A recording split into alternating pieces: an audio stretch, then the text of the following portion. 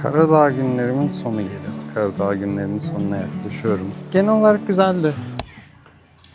Merhaba, ben gelecekten Ergin. Yani o gelecekten kastım fütüristik bir gelecek değil. Bu videoyu çektiğim zamandan yaklaşık bir yıl sonra kurgusunu yaptığım masadan sizlere sesleniyorum. Bu videoyu çekerken Karadağ'daki son 3 günüme giriyordum ve o 3 güne dair kafamda bir plan vardı. Yani o 3 günün nasıl geçeceği bir şekilde planlıydı fakat planlar o şekilde işlemedi. O yüzden de bu yaşanan değişiklikleri size kurgu masasından aktarmam gerektiğini düşündüm ve bu şekilde bir yöntem belirledim. İyi seyirler. Güzeldi yani sonunda kendimi rahat hissedebileceğim bir yer bulduktan sonra hemen şu arkamdaki kayalıktaydı tezgahım. Satışlar da hiç fena gitmedi. Feel free to take them off and try on if you would like to. Yeah, I can make a slight discount also. It is my last 4 days, then I will not work for 3 months. Earrings and this one, would it be the same price? I see it. I am already able to make some discounts. It is seasonal job and between September to December there is no season, nowhere mostly. So I will take a break. Okay, good for you. Enjoy. Thank you. Would you like a small plastic bag? They are recycled. Thank you. Use it with a smile. Thank you very much. Use it with a smile. Thank you very Use much. them with a smile. Thank you. Güzel bir 20 gün geçirmiş oldum burada da. Yani önceden gelmiştim ama hiç bu kadar uzun süre vakit geçirmemiştim Karadağ'da. Sevdiğim yanları oldu, sevmediğim yanları oldu. Ama Karadağ'da temas edememe hissi yaşıyorum. Yani Bosna'da mesela çok daha böyle kültürün içine davet edildiğim ve insanlarla zaman geçirebildiğim anlar fazlaydı. Makedonya'da benzerdi. Ama Karadağ'da öyle bir duvar var ve onu aşamayabilir miyim korkusu var. Mesela bir gün burada yaşamayı düşünürsem acaba burada yaşayan yabancılar çemberinin dışına çıkamayacak mıyım? Burada aslında Budva'da yaşamın nasıl olacağını araştırmış oldum. Hem de bir şekilde birkaç aydır çalışmıyordum ve bir kazanç sağlayabilmek için buraya gelmiştim. Bir yandan da çok yerleşilen bir yer olarak burada yaşam kurmak ister miyim? Yaşam kurmanın nasıl olabileceğini de araştırmak istemiştim. Bugün Türkiye'den gelmiş, Budva'yı çok sevmiş bir müşterim oldu. O sanırım yerleşmeyi planlıyor. Benim için karar vermek için çok erken. Düşünebilirim, çeşitli avantajları var gibi bir sonuca varsam da önceliğim olmayacak gibi duruyor Karadağ'da bir yaşam kurmaya çalışmak. Ama tabii hayat ne getirir görüyor olacağım. Önemli olan burayı tanımak ve anlamaktı. Ne yapılabilir ve nasıl yapılabilir. Yolculuğumun bundan sonrasından da biraz bahsedeyim istedim. Şimdi Türkiye'ye dönüyorum. Türkiye'de bir 2-3 ay kaldıktan sonra ehliyetimi de alıp tekrar Latin Amerika'ya dönme niyetindeyim. Latin Amerika'da hayat neleri getirecek? O yerleşeceğim yeri bulmak için öncesinde bir karavanlı yaşam ihtimalim, imkanım olacak mı? Yani bunlar çok öncesinden beri hayallerdi.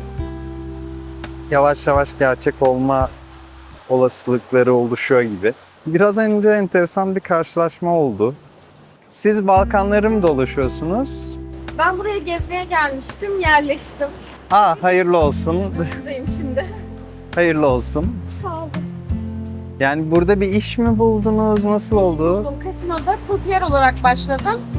İşte 1,5 yıldır çalışıyorum. Ben de karavan parası biriktiriyorum. Buraya gelip karavan parası biriktirmek isteyen bir Türk'le tanıştım.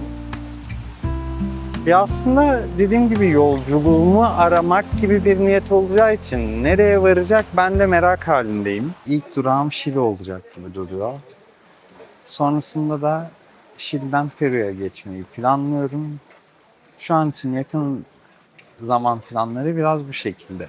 Ama tabii bu planların yaklaştıkça değişme olasılıkları var. Ama şu anda değişmez görülen ilk etaptaki en net kısmı bir süre daha takı satışıyla yaşıyor olacağım. O yüzden de sezonu yakalamam gerekiyor bir yerde. Aralıkta sezonu geçirebileceğim bir yerde olmaya çalışıyor olacağım. Bugün tezgahtaki son günümdü. Yani bir süre daha Karadağ'da olmaya devam edeceğim ama tezgah açmayacağım. Bara geçiyor olacağım. Birkaç günde barda kalıp sonrasında dönüş biletim Saraybosna'dan dönüyor olacağım. Aslında bara gidiyor oluşum enteresan bir tesadüf sonucu oldu. Tam bu bahsettiğim depresif haldeyken öyle olunca ben de bayağı depresyona girdim. Zaten cebimde de pek para kalmamıştı. Böyle bir iş yapmaya gelmişken kayıpla dönüyor olma fikri, Budva'da çalışıp çalışamayacağımı bilemezken tanıştığım birisi bana barın daha rahat olduğunu söyledi. Ben de barda birkaç gün sonrasında bir rezervasyon yaptım. Sonra ama yine hikayesini anlatmış olacağım o işçi hosteli vesaire derken bir de bu çalışabileceğim yeri bulduktan sonra birisi bana şu anda tezgah açtığım yeri önerdi. Ben de o günden itibaren burada tezgah açmaya başladım ve çok da sıkıntılı hissetmiyorum aslında. Bardaki rezervasyonumu iptal ettim. Booking'den bir mesaj geldi. Mesajda niye iptal ettin ya? Sana bir sürprizim vardı yazıyor. Sadece o rezervasyon yapıp iptal ettiğim yerden gönderilmiş bir mesaj. Ben hemen araştırmaya başladım. Kim bu hostel, nedir ne değildir, Instagram'a bakıyorum, pek tanıdık birisini göremiyorum. Verdiği telefon numarasına yazdım. Zaten o tesadüfe siz de tanıklık edeceksiniz, yani o tesadüfün ne olduğunu sizinle de paylaşıyor olacağım. Maalesef bu tesadüfe tanıklık edemiyor olacaksınız. Yani o plan değişikliğinden kastım tam olarak da buydu. Tam bu kayıt yapılırken ben aslında Karadağ'da kalan son 2-3 günümü bara geçip orada geçireceğimi düşünüyordum. Öyle bir plan vardı kafamda. O bara geçişimde aslında çok ilginç bir tesadüfe dayanıyordu. Madem Karadağ'dayken anlatamadım, bu tesadüfün hikayesini size burada anlatayım istiyorum. Rezervasyonu iptal ettirdikten sonra, bana bir mesaj geldikten sonra ben kim olduğunu çok anlayamadım. Yani bir yerden sonra da aslında bu merak hali biraz yorucu olmaya başlayınca sordum, yani acaba kimsin diye. O da söyledi. Ben yıllar önce üniversitedeyken yamaç paraşütü topluluğundaydım. Yamaç paraşütü topluluğunda da daha deneyimli olan öğrenciler eğitmenlik yapıyorlar diğer öğrenciler için. Mete Emre de oradaki eğitmenlerden birisiydi ben topluluktayken. Oradan tanışıyoruz aslında ama yıllar boyunca da hiç görüşmedik. Ben rezervasyonu yapıp iptal ettikten sonra rezervasyonu yaptığım sırada isminden aslında tanımış. İptal ettikten sonra da böyle bir mesaj attı bana. Bunun üzerine tekrar konuşmaya başladık ve aslında Mete Emre ile tekrar vakit geçirme konusunda da heyecanlıydım.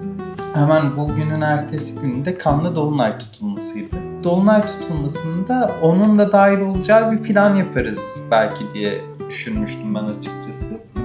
Fakat o çok hevesli değildi öyle bir niyete. Öyle olunca biz Toz'da niyetimiz olan Hawaii Adası yolculuğuna çıktık. Yine Hawaii Adası'ndan döndükten sonra aslında niyetim bara geçip o kalan günümü barda geçirip sonrasında da Saraybosna ve Türkiye'ye dönüştüm.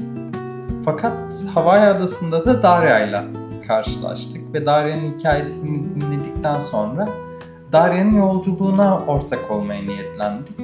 Ve Darya ile Köklerin İzinde yolculuğumuz bu şekilde oluşmuş oldu. Hatta ben Karadağ'daki kalışımı bir gün daha uzatıp bu yolculuktan dolayı Saraybosna'ya tam gününde ulaşıp aynı gün uçağa binerek Türkiye'ye dönmüş oldum. Böyle biraz tesadüflerin sürükleyiciliğinde ilerlemiş bir hikayeye dönüştü aslında Karadağ'daki son günlerim ve bu bana aslında oldukça keyif verdi. Yani yolda olmanın asıl keyif aldığım şeyini tekrar hatırlatmış oldu diyebilirim açıkçası. Yani bu son 2 gün, 3 gün benim tekrar yolda olduğumu hissettiğim zaman oldu. ve yolda olmanın keyfini yaşamaya başladım.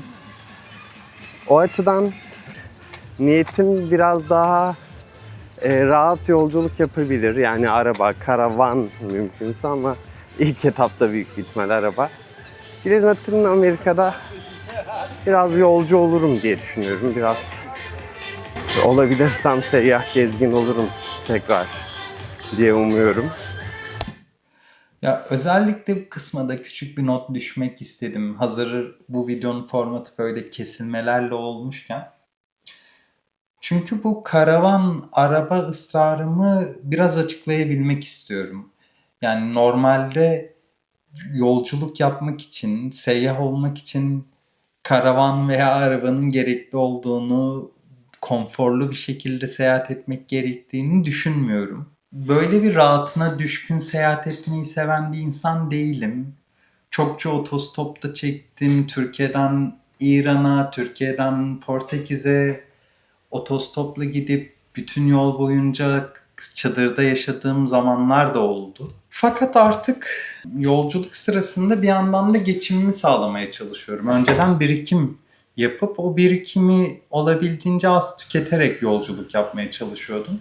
Şu andaysa yoldayken geçimimi sağlamaya ve aynı zamanda da birikim yapıp bir sonraki adımımı planlayabilmeye çalışıyorum. O yüzden de oldukça yüklü seyahat ediyorum. Hem tezgahım hem onun dışındaki eşyalarım bir yandan da video ile ilgili ekipmanım derken hareket etmekte ciddi zorluklar yaşadığım bir yükle beraber yolculuk ediyorum. Yükümün örneklerini göreceksiniz zaten. Size önceden çektiğim birkaç fotoğrafı, bir şeyleri paylaşıyor olacağım sizlerle. Sırt çantasıyla yolculuk etmek bu değil. Bunu hepimiz biliyoruz sanırım. Benim için şu anda bir yerden bir yere hareket etmek ciddi bir işkence demek. Hatta dün gece rüyamda bunun rüyasını gördüm enteresan bir şekilde. Belki de bu video için bu niyeti düşünürken uyuduğum için, yani bu şekilde bir video kaydı yapma niyetini düşünürken uyuduğum için bilinçaltımda böyle bir şeyler kaldı ve o rüyayı gördüm ama garip bir kabustu. Aile evimdeydim. Aile evimde yola çıkmak için hazırlanıyordum. Bir şekilde de hep ben son anda hazır olan insanlardanım. Eşyalarımı hazırladığım bir şekilde bir yere gitmem gerekiyordu. Eşyalarımın bir kısmını unuttum. Fark edildi, beni uğurlamaya gelmişlerdi. Koşarak eşyalarımı toparlamaya çalıştım. Tren garına kadar vardım bir şekilde ya da orası yolculuğumun ikinci durağı mıydı emin değilim ama bayağı curcunalıydı oraya varışımda. Oraya vardım ve orada tek başımaydım. Büyük bir ihtimal yolculuğumun ikinci durağıydı. Yani benimle vedalaşan ailemden kimse de yoktu. Vardığımda eşyalarım kesinlikle tek seferde hareket edebileceğim miktardan fazlaydı. Ve benim bineceğim trene de yaklaşık 2 dakika kaldığını fark ettim. Peronunu sordum. Peronu 2 peron ilerideki perondu. O anda olduğum perondan, yani peronların olduğu yere çıktığım yerin 2 peron ilerisiydi. Ve ben eşyalarla nasıl hareket edeceğimi tartmaya çalışıyordum. En iyisi dedim ki en küçük parçaları hızlıca geçireyim, sonra diğerlerini alayım, hızlıca hareket etmeliyim diye düşünürken bir kısmını aldım, atladım. Karşıya geçerken tren geldi. Herkes trene binmeye başladı. Ben arkama bakıyorum, kalan eşyalarım, elimdeki eşyalar, yetişebilecek miyim, yetişemeyecek miyim kaygısıyla uyandım. Gezgin olabilmek için bu yükümü hafifletebilmem gerektiğini düşünüyorum. Hayatımı bu takı satışından geçindirdiğim ve video bir şekilde hayatımda olmaya devam edebileceği için de bu yükümü hafifletmem çok mümkün olacak gibi durmuyor. O yüzden de bu yükü başka bir şekilde taşıyabilmem gerektiğini düşünüyorum.